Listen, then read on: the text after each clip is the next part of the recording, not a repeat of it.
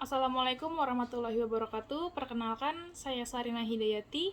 Di sini saya akan menjelaskan pertemuan ke-13, yaitu neraca pembayaran perdagangan internasional dan nilai tukar. Oke, kita mulai dari neraca pembayaran. Neraca pembayaran atau balance of payment adalah pencatatan sistematis yang menjelaskan seluruh transaksi ekonomi antara penduduk suatu negara dengan negara lain selama masa tertentu. Dalam penyusunannya dibedakan antara transaksi debit dan transaksi kredit. Transaksi debit menimbulkan bertambahnya kewajiban bagi penduduk negara mempunyai neraca pembayaran untuk mengadakan pembayaran ke penduduk negara lain, sedangkan transaksi kredit menimbulkan bertambahnya hak bagi penduduk negara yang mempunyai neraca pembayaran tersebut untuk menerima pembayaran dari negara lain. Menurut Michael P. Todaro dan Stephen C. Smith, terdapat 3 komponen utama dalam neraca pembayaran. Yang pertama adalah neraca transaksi berjalan. Neraca transaksi berjalan atau current account yaitu neraca yang fokus pada transaksi ekspor dan impor, barang maupun jasa, pendapatan investasi, pembayaran cicilan dan pokok hutang luar negeri serta saldo kiriman dan transfer uang dari dan ke luar negeri, baik yang dilakukan pemerintah, swasta maupun individual. Kemudian yang kedua adalah neraca modal atau capital account, yang mencatat secara langsung nilai investasi pihak swasta asing atau foreign direct investment yang dilakukan oleh perusahaan multinasional, pinjaman luar negeri yang diberikan pada perbankan swasta internasional, serta pinjaman dan hibah dari pemerintah negara lain dalam bentuk bantuan luar negeri serta dari lembaga-lembaga donor multilateral seperti IMF dan Bank Dunia. Setelah itu, komponen yang ketiga adalah neraca tunai atau cash account atau neraca cadangan internasional, International Reserve Account. Selanjutnya, di sini ada tabel transaksi positif dan negatif neraca pembayaran. Yang pertama kita akan bahas transaksi positif terlebih dahulu. Yang pertama, setiap penjualan barang atau jasa ke luar negeri. Yang kedua, setiap pendapatan investasi penduduk domestik yang berada di luar negeri dalam ekonomi domestik. Yang ketiga, setiap uang dari luar negeri. Yang keempat, hibah dari pihak luar negeri. Yang kelima, setiap penjualan saham atau obligasi ke luar negeri. Ya, yang selanjutnya transaksi negatif. Pertama, ada setiap pembelian barang atau jasa ke luar negeri. Yang kedua, investasi penduduk domestik di luar negeri. Yang ketiga, setiap pengeluaran uang ke luar negeri. Yang keempat, pemberian hibah ke pihak luar negeri. Yang kelima, setiap pembelian saham atau obligasi dari luar negeri. Selanjutnya, cadangan devisa. Dana Moneter Internasional atau IMF mendefinisikan cadangan devisa berdasarkan konsep International Reserve and Foreign Currency Liquidity. Definisi cadangan devisa yaitu seluruh aktiva luar negeri yang dikuasai oleh otoritas moneter dan dapat digunakan setiap waktu. Cadangan devisa bisa menunjukkan kuat atau lemahnya stabilitas ekonomi suatu negara. Bentuk cadangan devisa ini bisa berupa mata uang asing. Beberapa yang paling sering dipakai ialah dolar Amerika, euro, pound sterling, dan yen Jepang. Sebagai valuta asing yang dicadangkan oleh bank sentral, maka cadangan devisa memiliki kriteria khusus. Di antaranya bersifat liquid atau mudah dicairkan, berada di bawah kontrol otoritas moneter, bisa segera dipakai jika ada keperluan transaksi internasional. Peran cadangan devisa sendiri sangat penting untuk menunjukkan kestabilan ekonomi suatu negara, melindungi negara dari berbagai gangguan eksternal, faktor penting dalam penilaian kelayakan kredit, serta kredibilitas kebijakan umum sebagai kebutuhan likuiditas guna mempertahankan stabilitas nilai tukar mata uang suatu negara. Cadangan devisa merupakan bagian dari tabungan nasional. Pertumbuhan besar kecilnya cadangan devisa menjadi sinyal bagi pasar keuangan global mengenai kredibilitas kebijakan moneter dan kelayakan kredit atau creditworthiness suatu negara. Manfaat cadangan devisa oleh suatu negara dapat dipergunakan untuk menjaga kestabilan nilai tukar mata uang. Nilai tukar adalah harga satu unit suatu valuta asing ketika dinyatakan dalam valuta lainnya. Manfaat lainnya yakni dapat dipergunakan untuk membiayai defisit pada neraca pembayaran. Dengan menimbang, mesti dapat dipergunakan setiap dibutuhkan. Cadangan devisa biasanya berupa kekayaan dalam bentuk mata uang asing yang mudah diperjualbelikan, emas, dan tagihan uang jangka pendek yang bersifat liquid. IMF memberi kriteria liquid ketika aset tersebut dapat dicairkan sebelum jangka waktu setahun. Oleh karena itu, cadangan devisa sebaiknya berbentuk aset yang mudah dipergunakan setiap saat. Maka dari itu, cadangan devisa harus tersimpan sebagai tagihan pemerintah kepada bukan penduduk dalam bentuk valuta asing yang mudah dikonversikan aset, tidak dikuasai pemerintah, dan yang terikat persyaratan tertentu untuk jangka waktu lebih dari 1 tahun tidak dapat dikatakan sebagai official reserve asset. Jenis cadangan devisa hingga saat ini setidaknya ada 5 komponen cadangan devisa. Valuta asing alias foreign exchange. Jenis ini lebih sering kita dengar lantaran banyak beredar dan digunakan langsung oleh masyarakat. Ada beberapa jenis false, yaitu uang kertas asing atau convertible currencies, dan simpanan atau deposito. Surat berharga berupa obligasi, penyertaan, saham, dan instrumen pasar uang lainnya seperti ekuitas, bonds, and notes, dan money market instrument. Derivatif keuangan alias financial derivatives. Contoh transaksi derivatif keuangan adalah forward, future, swap, and option. Emas moneter atau monetary gold. Dalam hal ini, emas yang dimaksud bukanlah emas perhiasan seperti yang sering kita pakai atau kita lihat sehari-hari. Emas moneter adalah persediaan emas yang dimiliki oleh Bank Indonesia. Barangnya berupa emas batangan dengan persyaratan internasional tertentu atau London Good Delivered LGD. Emas murni dan mata uang emas yang berada di dalam maupun luar negeri. Emas batangan dikatakan memenuhi kualifikasi untuk diperdagangkan di pasar emas internasional apabila memiliki sejumlah persyaratan. Pertama, berbentuk batangan atau brick dengan berat antara 340 sampai 400. Kedua, memiliki kadar kemurnian emas lebih dari 96%. Ketiga, tidak memiliki cacat atau goresan pada permukaan. Terakhir, memiliki tanda cap dari perusahaan refinery yang terdaftar pada LBMA. Emas moneter merupakan cadangan devisa yang tidak memiliki posisi kewajiban finansial seperti halnya Special Drawing Rights atau SDR. Otoritas moneter akan menambah emas, misalnya dengan menambang emas baru atau membeli emas dari pasar, harus memonetisasi emas tersebut. Sebaliknya, bank sentral yang akan mengeluarkan kepemilikan emas untuk tujuan non-moneter harus mendemonetisasi emas tersebut. Special Drawing Right atau SDR merupakan aset cadangan internasional yang diciptakan oleh IMF pada 1969. Tujuannya untuk menambah likuiditas internasional. Karenanya SDR dalam bentuk alokasi dana merupakan suatu fasilitas yang diberikan IMF kepada anggotanya. Fasilitas ini memungkinkan bertambahnya atau berkurangnya cadangan devisa negara-negara anggota. SDR juga berfungsi sebagai unit rekening IMF dan beberapa organisasi keuangan internasional yang lain. Nilainya didasarkan pada sekeranjang mata uang internasional utama di antaranya euro, yen, pound sterling, dan dolar Amerika. Reserve Position in the Fund atau RPF. Ini adalah cadangan devisa dari suatu negara di rekening IMF. Nilainya akan menunjukkan posisi kekayaan dan tagihan negara tersebut kepada IMF sebagai hasil transaksi negara tersebut dengan IMF. Anggota IMF dapat memiliki posisi di Fund General Reserve Account yang dicatat pada kategori cadangan devisa. Posisi cadangan devisa anggota merupakan jumlah reserve tranche purchase yang dapat ditarik anggota. Reserve tranche purchase adalah perolehan dari IMF yang tidak melibatkan IMF memegang mata uang anggota melebihi kuota anggota. Pembelian IMF dari negara tersebut akan menyebabkan peringatan valuta asing di negara bersangkutan dan penurunan posisi cadangan devisa anggota di IMF.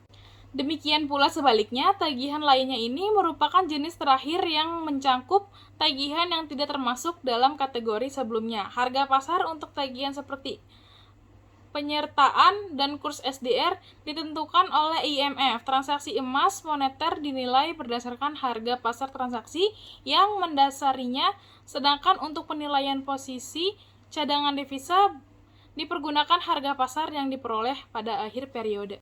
Selanjutnya, pengelolaan ekspor dan impor. Tidak semua negara mampu menghasilkan seluruh jenis produk. Oleh karena itu, menyebabkan ketergantungan dengan negara lain. Setiap negara saling berhubungan untuk memenuhi kebutuhan dan juga untuk membuktikan diri untuk berkompetitif di pasar internasional. Ekspor adalah proses transportasi barang atau komoditas dari suatu negara ke negara lain secara legal. Umumnya, dalam proses perdagangan, proses ekspor pada umumnya adalah tindakan untuk mengeluarkan barang atau komoditas dari dalam negeri untuk memasukkan ke negara lain. Ekspor barang secara besar umumnya membutuhkan campur tangan dari bea cukai di negara pengirim maupun penerima. Ekspor adalah bagian penting dari perdagangan internasional. Lawannya adalah impor. Sedangkan impor adalah proses transportasi barang atau komoditas dari suatu negara ke negara lain secara legal.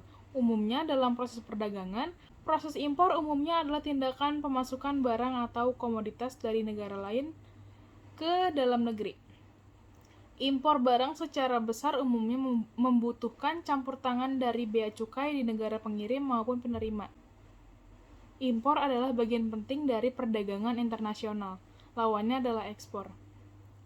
Kondisi ekspor dan impor Indonesia mengutamakan ekspor bagi Indonesia sudah digalakan sejak tahun 1983. Sejak saat itu, ekspor menjadi perhatian dalam memacu pertumbuhan ekonomi seiring dengan berubahnya strategi dari penekanan pada industri substitusi impor ke industri promosi ekspor.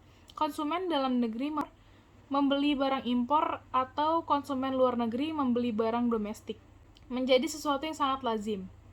Persaingan sangat tajam antara berbagai produk. Selain harga, kualitas atau mutu barang menjadi faktor penentu daya saing suatu produk. Produk ekspor dan impor dari negara Indonesia secara umum dapat dibedakan menjadi dua, yaitu migas dan barang non-migas.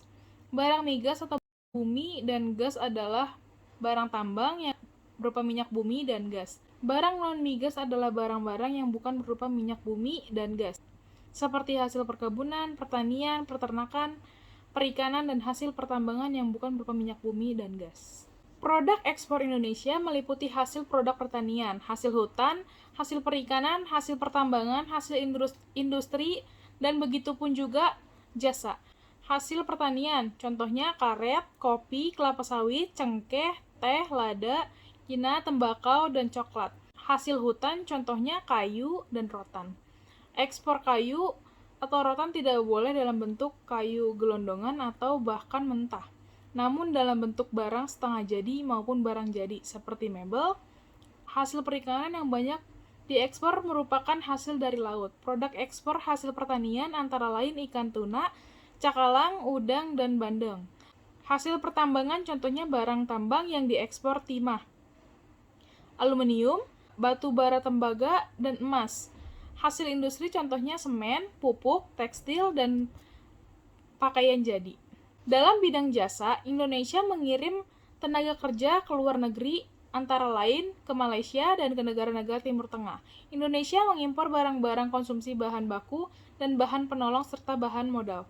Barang-barang konsumsi merupakan barang-barang yang digunakan untuk memenuhi kebutuhan sehari-hari, seperti makanan, minuman, susu, mentega, beras, dan daging. Bahan baku dan bahan penolong merupakan barang-barang yang diperlukan untuk kegiatan industri baik sebagai bahan baku maupun bahan pendukung, seperti kertas, bahan-bahan kimia, obat-obatan, dan kendaraan bermotor. Barang modal adalah barang yang digunakan untuk modal usaha seperti mesin, suku cadang, komputer, pesawat terbang, dan alat-alat produk impor Indonesia yang berupa hasil pertanian, antara lain beras, terigu, kacang kedelai, dan buah-buahan. Produk impor Indonesia yang yang berupa hasil peternakan antara lain daging dan susu. Produk Indonesia yang berupa hasil pertambangan antara lain adalah minyak bumi dan gas. Produk impor Indonesia yang berupa barang industri antara lain adalah barang-barang elektronik, bahan kimia, kendaraan. Dalam bidang jasa, contohnya Indonesia mendatangkan tenaga ahli dari luar negeri. Manfaat perdagangan internasional, antara lain memperoleh barang yang tidak dapat diproduksi di negara sendiri. Banyak faktor yang mempengaruhi perbedaan hasil produksi di setiap negara. Faktor-faktor tersebut diantaranya kondisi geografi, iklim, penguasaan, iptek, dan lain-lain. Dengan adanya perdagangan internasional, setiap negara mampu memenuhi kebutuhan yang tidak diproduksi sendiri, memperoleh keuntungan dari spesialisasi. Sebab utama kegiatan perdagangan luar negeri adalah untuk memperoleh keuntungan yang diwujudkan oleh spesialisasi. Walaupun suatu negara dapat memproduksi suatu barang yang sama jenisnya dengan yang diproduksi negara lain, tapi ada kalanya lebih baik apabila negara tersebut mengimpor barang tersebut dari luar negeri, memperluas pasar dan menambah keuntungan. Terkadang para pengusaha tidak menjalankan mesin-mesinnya atau alat produksinya dengan maksimal karena mereka khawatir akan terjadi kelebihan produksi yang mengakibatkan turunnya harga produk mereka. Dengan adanya perdagangan internasional, pengusaha dapat menjalankan mesin-mesinnya secara maksimal dan kelebihan produk tersebut ke luar negeri. Transfer teknologi modern perdagangan luar negeri memungkinkan suatu negara untuk mempelajari teknik produksi yang lebih efisien dan cara-cara manajemen yang lebih modern. Faktor pendorong, banyak faktor yang mendorong suatu negara melakukan perdagangan internasional, diantaranya adalah memenuhi kebutuhan barang dan jasa dalam negeri, keinginan memperoleh keuntungan dan meningkatkan pendapatan negara. Adanya perbedaan kemampuan penguasaan ilmu, pengetahuan, dan teknologi dalam memperoleh sumber daya ekonomi, adanya kelebihan produk dalam negeri sehingga perlu pasar baru untuk menjual produk tersebut. Adanya perbedaan keadaan seperti sumber daya alam, iklim, tenaga kerja, budaya, dan jumlah penduduk yang menyebabkan adanya perbedaan hasil produksi dan adanya keterbatasan produksi. Adanya kesamaan selera terhadap suatu barang, keinginan membuka kerjasama, hubungan politik, dan dukungan dari negara lain. Terjadinya era globalisasi sehingga tidak satu negara pun di dunia dapat hidup sendiri. Problem ekspor barang-barang yang diperdagangkan ke luar negeri atau diekspor terdiri dari bermacam-macam jenis hasil bumi di samping hasil tambang dan hasil laut lainnya. Kita mengetahui bahwa masalah ekspor itu bukan persoalan berdiri sendiri, tetapi hanya sebagai ujung dari suatu kegiatan ekonomi yang menyangkut bidang yang amat luas, atau paling banyak dapat dikatakan hanya sebagai salah satu dari satu mata rantai aktivitas perekonomian pada umumnya. Hasil bumi misalnya sebagian dihasilkan oleh perkebunan milik pemerintah maupun swasta, sedangkan sebagian lagi oleh petani-petani kecil yang bertebaran di seluruh tanah air. Bahkan hasil-hasil itu masih bertebaran di hutan. Akan tetapi semua itu tidak akan menjadi devisa nyata kalau tidak diusahakan. Hasil-hasil itu setidak-tidaknya harus dikumpulkan lebih dulu sedikit demi sedikit dari tempat kecil yang terpencil di pedalaman. Dari situ harus diangkut ke kota dan kemudian dalam jumlah yang agak banyak, kemudian diangkut ke pelabuhan yang terdekat. Sampai pada taraf itu, Indonesia diharapkan pada masalah-masalah tertentu. Masalah pengumpulan dan masalah angkutan darat. Masalah pengumpulan merupakan persoalan tersendiri. Bagaimana cara pengumpulan barang itu dan dari tempat-tempat kecil dan dari produsen yang tersebar itu. Bidang prasarana ekonomi Indonesia memang tidak sempurna sehingga dalam banyak hal menjadi hambatan dalam usaha ke arah perbaikan dalam bidang-bidang lain. Selanjutnya, kurs valuta asing. Harga satuan mata uang yang akan dipertukarkan dengan mata uang lain disebut dengan kurs valuta asing. Kurs valuta asing adalah perbandingan nilai atau harga antara mata uang asing yang dinyatakan atau ditukarkan dengan nilai mata uang dalam negeri. Terdapat 3 jenis kurs valuta asing, yaitu yang pertama, kurs jual. Kurs jual yaitu harga yang diberikan oleh bank kepada seseorang yang ingin membeli mata uang asing. Yang kedua ada kurs beli, yaitu harga yang diberikan oleh bank kepada seseorang yang ingin memerlukan mata uang asing. Yang ketiga, kurs tengah, yaitu harga yang diberikan oleh bank antara kurs jual dan kurs beli, atau penjumlahan kurs beli dan kurs jual yang dibagi dua.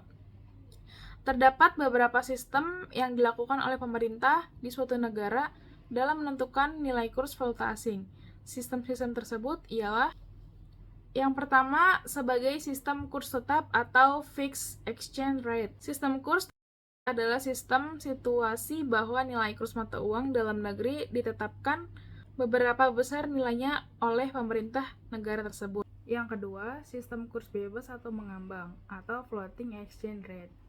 Dalam sistem ini, besarnya suatu nilai pertukaran kurs diserahkan kepada mekanisme pasar dengan syarat, yaitu tanpa adanya campur tangan pemerintah. Besarnya tingkat permintaan dan penawaran terhadap mata uang menentukan tinggi rendahnya kurs mata uang tersebut. Yang ketiga, sistem kurs mengambang terkendali atau managed floating rate. Sistem ini merupakan gabungan dari dua sistem, yaitu sistem kurs tetap dan kurs bebas. Nilai kurs dapat bergerak secara bebas, naik atau turun. Namun, dalam menghindari gejolak yang akan terjadi, dalam nilai kurs ini pemerintah akan melakukan intervensi. Pemerintah ikut andil dalam melakukan intervensi saat harga kurs mencapai batas-batas tertentu. Campur tangan atau intervensi yang dilakukan oleh pemerintah berupa yang pertama, dirty floating, yaitu suatu kondisi jika pemerintah secara langsung melakukan intervensi dengan menjual atau membeli suatu valuta asing. Yang kedua, clean floating, yaitu suatu kondisi apabila intervensi yang dilakukan secara tidak langsung oleh pemerintah. Contohnya, yaitu dengan mengatur tingkat suku bunga. Selanjutnya, peranan hutang luar negeri dalam pembangunan ekonomi. Pembangunan suatu negara memerlukan dana yang relatif besar, namun usaha untuk membiayai pembangunan tersebut kerap menghadapi kendala. Kendala utama yang terjadi adalah pembentukan modal yang bersumber dari penerimaan pemerintah maupun dari masyarakat, sehingga perlu adanya sumber pembiayaan lain yang dapat memenuhi kebutuhan modal tersebut. Salah satunya adalah melalui hutang luar negeri. Hutang luar negeri seharusnya digunakan untuk menciptakan pertumbuhan ekonomi di atas kapasitas pertumbuhan yang normal. Sehingga seharusnya ada dua hal yang perlu diperhatikan agar penggunaan hutang bisa efektif, yaitu penggunaan hutang harus diarahkan untuk membiayai investasi publik dan stok hutang tidak boleh melebihi batas maksimum tertentu. Efektivitas penggunaan hutang bisa juga dibahas secara mikro yang banyak tergantung pada kemampuan pelaksanaan proyek dalam mencapai sasarannya. Adapun penyebab Indonesia melakukan bantuan luar negeri atau melaksanakan hutang luar negeri untuk melaksanakan pembangunan secara keseluruhan, yaitu yang pertama, pendapatan per kapita penduduk yang umumnya relatif rendah menyebabkan tingkat MPS atau marginal propensity to save rendah, dan pendapatan pemerintah dari sektor pajak, khususnya penghasilan juga rendah. Yang kedua, lemahnya sektor perbankan nasional menyebabkan dana masyarakat yang memang terbatas itu tidak dapat didayagunakan secara produktif dan efisien untuk menunjang pengembangan usaha yang produktif. Yang ketiga, kurang berkembangnya pasar modal menyebabkan tingkat kapitalisasi pasar yang rendah sehingga banyak perusahaan yang kesulitan mendapatkan tambahan dana murah berekspansi. Yang keempat, banyaknya dana-dana pembangunan nasional yang telah dikorupsi oleh pejabat-pejabat setempat untuk keperluan pribadi. Selanjutnya, tingkat ketergantungan terhadap modal asing, peranan neraca pembayaran, kurs valuta asing dalam perekonomian. Kecilnya modal yang dimiliki menjadi salah satu kendala yang dialami negara-negara berkembang atau dalam melakukan kegiatan pembangunan ekonomi, begitu juga yang dialami negara Indonesia, terutama masih rendahnya modal dalam negeri yang menyebabkan ketergantungan kepada pinjaman asing. Pinjaman asing seharusnya menjadi alternatif terakhir yang digunakan dalam modal pembangunan ekonomi, karena sangat beresiko, yaitu membebani anggaran dan belanja negara tiap tahunnya, dan juga disertai dengan campur tangan kepentingan dalam negeri oleh negara pendonor. Indonesia sebagai salah satu negara yang sedang berkembang membutuhkan dana domestik yang cukup besar guna membiayai pembangunan. Sekarang ini bangsa Indonesia tengah dihadapkan pada dua masalah pokok. Pertama, kewajiban terhadap hutang luar negeri atau foreign debt service. Dan kedua, penyediaan lapangan kerja untuk pertambahan tenaga kerja setiap tahunnya. Guna mempengaruhi kedua masalah tersebut, memerlukan dana yang cukup sehingga bangsa Indonesia dituntut untuk lebih cerdik dalam usaha meningkatkan pembentukan permodalan.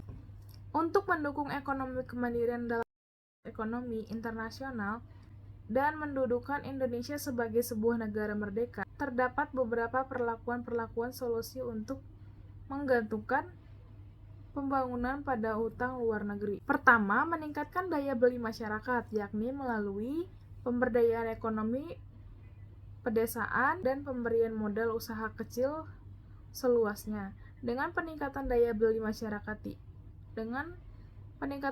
masyarakat ini membuat barang-barang hasil buatan dalam negeri menjadi habis, tentu akan memberikan peningkatan kesejahteraan masyarakat. Apalagi yang terjual dan laku terbeli itu yaitu produk hasil ekonomi pedesaan dan usaha kecil, tentu akan membuat perkembangan yang signifikan bagi kemajuan usaha produsen dan usaha kecil sehingga mampu bersaing perusahaan besar milik swasta.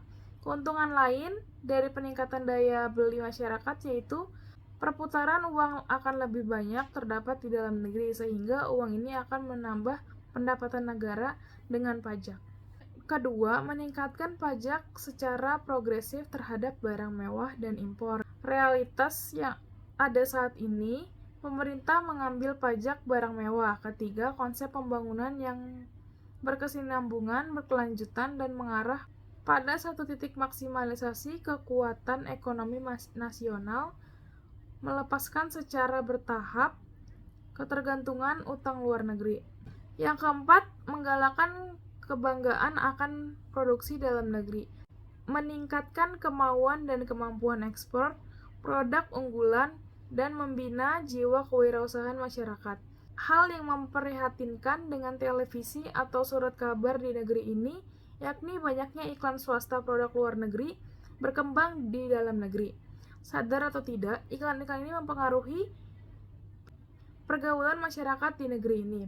Para remaja lebih suka makan produk luar negeri daripada produk-produk dalam negeri, seperti kacang rebus, ketela godok, sehingga hasil jual lebih banyak keluar daripada ke dalam negeri. Kelima, mengembangkan sumber daya manusia berkualitas dan menempatkan kesejahteraan yang berkeadilan dan merata sebagai landasan penyusunan operasionalisasi pembangunan ekonomi. Selanjutnya, peranan neraca pembayaran. Dampak neraca pembayaran terhadap kegiatan ekonomi suatu negara antara lain perubahan terhadap kurs devisa, perubahan terhadap harga, perubahan terhadap tingkat pendapatan, perubahan terhadap tingkat bunga. Dalam neraca pembayaran dapat terjadi defisit dan surplus. Defisit terjadi apabila jumlah ekspor lebih kecil daripada impor. Surplus terjadi apabila ekspor lebih besar daripada impor. Defisit dan surplus yang terjadi pada negara yang mempunyai neraca pembayaran dikarenakan oleh yang pertama, stok nasional, yaitu penurunan stok nasional berarti defisit dan kenaikan stok nasional berarti surplus. Yang kedua, pinjaman akomodatif, yaitu pinjaman yang masuk karena berkaitan dengan adanya kelebihan impor merupakan defisit. Sedangkan pinjaman yang masuk atas pinjaman otonom tidak mempengaruhi defisit. Yang ketiga, defisit total, yaitu besar penurunan stok nasional ditambah pinjaman akomodatif. Yang keempat, surplus total adalah besar kenaikan stok nasional ditambah pinjaman akomodatif. Fungsi neraca pembayaran internasional diantaranya yaitu yang pertama, alat pembukuan agar pemerintah mengambil keputusan yang tepat mengenai jumlah barang dan jasa yang sebaiknya keluar atau masuk dalam batas wilayah suatu negara serta untuk mendapatkan keuntungan mengenai anggaran alat pembayaran luar negerinya. Yang kedua, sebagai alat untuk mengukur kondisi ekonomi yang terkait dengan perdagangan internasional dari suatu negara. Yang tiga, sebagai alat untuk melihat gambaran berpengaruh transaksi luar negeri terhadap pendapatan nasional negara yang bersangkutan. Yang keempat, sebagai alat untuk mendapatkan informasi rinci terkait dengan perdagangan luar negeri. Yang kelima, sebagai alat untuk membandingkan pos dalam neraca pembayaran negara tersebut dengan negara tertentu. Yang keenam, sebagai alat kebijakan moneter yang akan dilaksanakan oleh suatu negara. Selanjutnya, kurs valuta asing dalam perekonomian. Kurs valuta asing sering diartikan sebagai banyaknya nilai mata uang suatu negara atau rupiah misalnya, yang harus dikeluarkan atau dikorbankan untuk mendapatkan satu unit nilai mata uang asing atau dolar misalnya. Sehingga dengan kata lain, jika kita gunakan contoh rupiah dan dolar, maka kurs valuta asing adalah nilai tukar yang menggambarkan banyaknya rupiah yang harus dikeluarkan untuk mendapatkan satu unit dolar dalam kurun waktu tertentu. Apabila mata uang suatu negara dinilai terlalu tinggi dibandingkan dengan valuta lain atau kurs resmi lebih tinggi daripada perbandingan daya beli yang sesungguhnya atau disebut overvalued, akibatnya ekspornya akan macet dan impornya didorong terlalu besar sehingga keseimbangan neraca pembayaran terancam. Hal terjadi apabila mata uang dinilai terlalu rendah atau undervalued. Apabila kurs resmi terlalu rendah dibandingkan dengan daya belinya yang sesungguhnya, maka ekspor akan bertambah besar, tetapi impor akan macet. Peran valuta asing terhadap perekonomian di Indonesia sangat penting karena valuta asing merupakan alat pembayaran antar negara. Barang dan jasa yang diimpor itu harus dibayar. Untuk pembayaran itu diperlukan valuta asing atau devisa atau foreign exchange, yaitu valuta atau mata uang yang mau diterima oleh dunia internasional.